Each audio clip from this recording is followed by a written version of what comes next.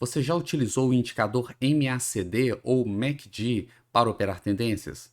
Hoje eu vou mostrar para vocês um sistema seguidor de tendência para o swing trade com resultados muito bons, baseados neste, que é um dos mais famosos indicadores da análise técnica.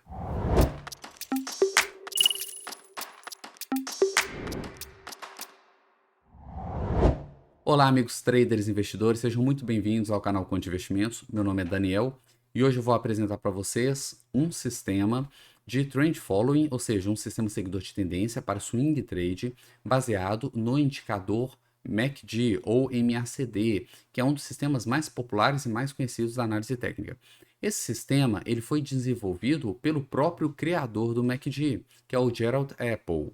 Ele criou esse sistema, na verdade ele criou vários sistemas utilizando o indicador dele, e esse sistema ele tem resultados muito bons. Eu particularmente descobri esse sistema através de um livro do Stormer chamado Manual de Setups, onde ele detalha ali vários tipos de setups e ele conta desse setup desenvolvido pelo próprio criador do MACD ou MACD, beleza? Bom, então eu vou compartilhar aqui com vocês. Primeiro, vamos ver como são os sinais de entrada e saída. Aqui eu tenho o gráfico diário, estou dando um zoom aqui, ó. O gráfico diário da Vale, tá? Da empresa Vale. Aqui embaixo eu tenho o MACD histograma, tá? O histograma dele. A gente pode trabalhar com as linhas ou com o histograma, tanto faz, tá? Isso aí vai dar preferência de cada um. Ou você trabalha com o cruzamento das linhas ou você trabalha com o histograma. Eu prefiro trabalhar com o histograma porque eu acho que o histograma ele fica mais limpo, ele deixa a tela mais limpa e facilita também a visualização. Às vezes as linhas estão muito próximas, a gente não sabe, não tem certeza se cruzou ou não cruzou, e aqui no histograma fica bem nítido, né? Por exemplo, essa barrinha azul aqui, ó, isso aqui se a gente fosse olhar o cruzamento de linha, ficaria bem difícil de identificar. E aqui é bem fácil, tá? A gente consegue ver aqui que realmente teve uma barra azul, tá? Não tem dúvidas com respeito a isso. Então ainda não houve cruzamento. O cruzamento aconteceu na próxima barra. Então eu tirei as linhas e deixei apenas o histograma do MACD ou MACD. Eu não fiz nenhuma alteração no MACD, nenhuma, tá? Então estou utilizando a configuração padrão dele, que são as médias de 12 e 26 com a linha de sinal de 9 períodos, tá? Então não precisa alterar a configuração padrão do MACD. Bom, quais são os sinais de entrada e saída? É muito simples. O sinal de entrada é simplesmente quando o MACD o histograma dele, né, se tornar positivo. Ou seja, ele estava vermelho aqui, negativo, e nesse próximo candle aqui ele ficou positivo, tá? Esse é o sinal de entrada. E o sinal de saída é quando ele voltar a ficar negativo. Ou seja, aqui ele estava positivo, azul, e ficou negativo, vermelho. Então, essa virada, essa mudança do campo negativo para o positivo é o sinal de entrada, e quando ele volta é o sinal de saída. Porém, nós vamos adicionar um filtro. Então, nós vamos utilizar o MACD com um filtro. E o filtro é essa linha azul, que é uma média simples aritmética de 50 períodos. Eu só vou operar esses sinais, tanto de entrada quanto o sinal de saída, se a média estiver na mesma direção do sinal. É a média que vai filtrar os sinais para mim. Ou seja, quando eu mudar aqui para o campo, quando o histograma mudar para o campo positivo e indicar um sinal de compra, essa média ela tem que estar inclinada para cima, também indicando compra, que foi o que aconteceu aqui, ó. Nós tivemos a mudança no histograma para o campo positivo, tá? Ele virou positivo indicando compra, e a média aqui ela está mais alta do que no candle anterior, ela subiu, tá? Então ela realmente indicou aqui um ponto de compra.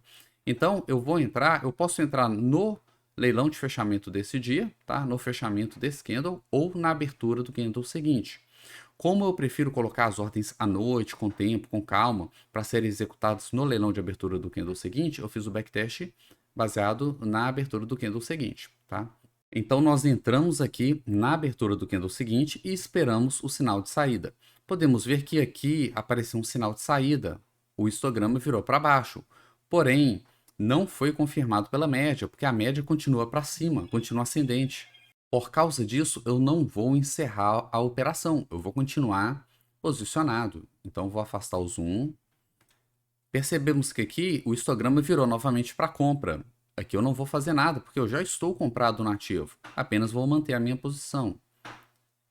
E o histograma virou para baixo, sinal de venda. E o que eu faço? Eu não vou fazer nada, porque a média ainda está indicando compra, ainda está virada para cima. Percebam que o histograma ele é bem mais sensível, ele vai ficar fazendo esse zigue-zague aqui, ó, para cima e para baixo. Aqui ele deu um novo sinal de compra, também não faço nada, porque eu já estou posicionado. Alguns dias depois, ele virou para baixo venda, mas a média continua indicando compra, então eles não estão em acordo. Eu não vou fazer nada, continuo posicionado. E eu vou continuar, afastar o zoom aqui. Bom, nesse caso, eu cheguei na data atual, nós ainda estamos posicionados. Ainda estamos posicionados. Vou pegar uma outra operação que acabou. Voltar aqui o gráfico. Ok. Olha só, temos duas operações aqui, ó. Ó, essa primeira operação começou nesse dia. O histograma ele estava negativo, ficou apenas uma barra negativa e já virou para cima, tá? Então, deu entrada. E a linha aqui de média móvel, né, de 50 períodos, também estava para cima, indicando compra, tá? Então, eu posso realizar minha compra. E ao longo dos dias, o MACD ele virou para cima, para baixo várias vezes aqui. Porém, eu não vou fazer nada, tá? Porque a média ainda está indicando compra, ainda está indicando compra. Então, a gente fica posicionado. Opa, deu uma saída aqui, ó. Olha, o que aconteceu nesse candle? O MACD, ele ficou vermelho, tá levemente vermelho. Deixa eu ver se consigo ampliar aqui, ó. Ele ficou levemente vermelho aqui, tá? Bem pequenininho. E aí, o que aconteceu? É um sinal de saída, tá? É um sinal de saída. E nesse dia, a média estava levemente inclinada para baixo. Então, realmente foi um sinal de saída. O que a gente faz? Sai no candle seguinte. Ou no fechamento desse candle, ou na abertura do seguinte. Acontece que nesse seguinte já deu nova entrada, porque ele voltou a ficar azul e a média voltou a inclinar para cima. Então, nós já entramos novamente no trade. Agora é só acompanhar, tá? Virou para baixo, mas aqui a média ainda está positiva, a inclinação dela, tá? Vamos afastar. Aqui o histograma virou para baixo, mas a média continuou para cima. Tá? Aqui a média até virou para baixo, mas nós não temos o sinal de virada. A gente só sai no sinal de virada, tá? Então a gente continua posicionado. Continua posicionado. Aqui, ó. Aqui foi a saída. Vou aumentar o zoom aqui. Olha só.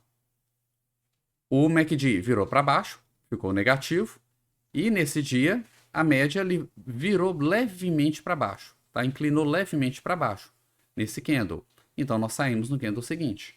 Tá? Passado alguns dias, isso aqui foi um stop. Ó. Passado alguns dias, o MACD virou para cima, ficou positivo, com a média permitindo a compra. Tá? Os dois estão em concordância, indicando compra. O sinal é esse daqui e a média é o filtro. Tá? Deu sinal de compra e o filtro está positivo. Então a gente entra no trade, compra, tá?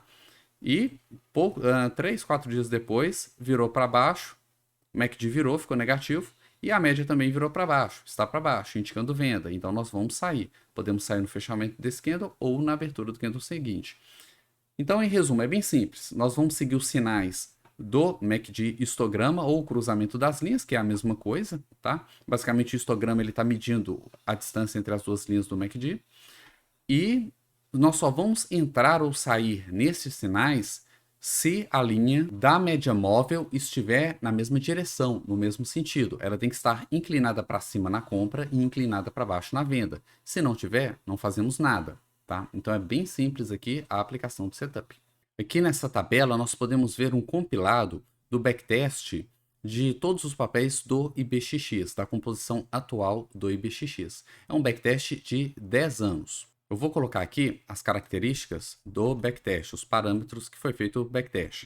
Então, são os papéis do IBXX, tá? Foi simulado um capital, vou colocar aqui, ó, capital de 100 mil reais, tá? Nesse backtest, durante um período de 10 anos. São 10 anos de backtest. Houve, nesse backtest, o reinvestimento dos lucros.